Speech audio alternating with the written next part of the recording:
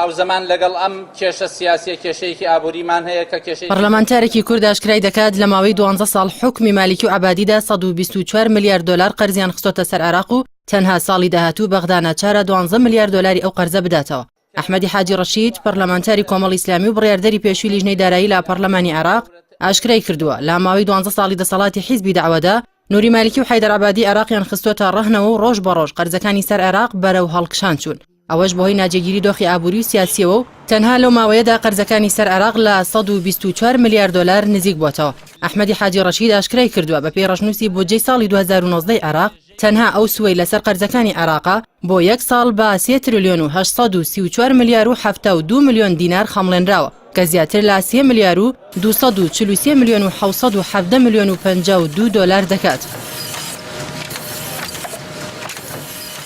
ئەوەندام پەرلەمانی کۆمەڵی ئیسلامی ئاماژەی بۆ ئەوە کردووە بە گشتی هەردوو فائیدە سوء و قیست لە بودجەی ساڵی 2019 دا دەکاتە 15 تریلیۆن و 22 میلیار و 135 میلیۆن و 822 هزار دینار با نزیکەی 12 میلیار و 709 میلیۆن و 82 هزار و 702 دلار و بۆ پێش تەنها ساڵی داهاتوو بەغدا ناچارە نزیکەی 12 میلیاری ئەو قەرزە بداتەوە. بڕیاردەری پێشووی لیژنەی دارایی پەرلەمانی عێراق ئاشکرای کردووە بەهۆی ئەو قەرزە زۆرانەی سەر عێراقەوە بودجەی سیادی بۆ ساڵی 2019 عێراق گەیشتۆتە 46 تریلیۆن دیناری عێراقی و تەنها بڕی تەرخانکراو بۆ دانەوەی فائیدە و قیست بە ئەندازەی بودجەی هەندێک وڵاتی ئیقلیمی و چەند وڵاتێکی جیهانی دەبێت. ئەحمەدی حاجی ڕەشید ئەوەی بیرهێناوەتەوە عادل عەبدولمەهدی کە ساڵی 2004 وەزیری دارایی عێراق بوو توانی لە 180 قەرزەکانی سەر عێراق سووک بکات و بەشێکی زۆری قەرزەکان بسڕێتەوە. پرسیارەکە ئەوەیە عادل عەبدولمەهدی دەتوانێت ئەم میراتە قورسەی دوو سەرۆکەکەی پێشخۆی مالیکی و عەبادی لە کۆڵ عێراق بکاتەوە.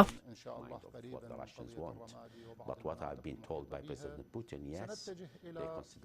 إيجاد مخرج يحمي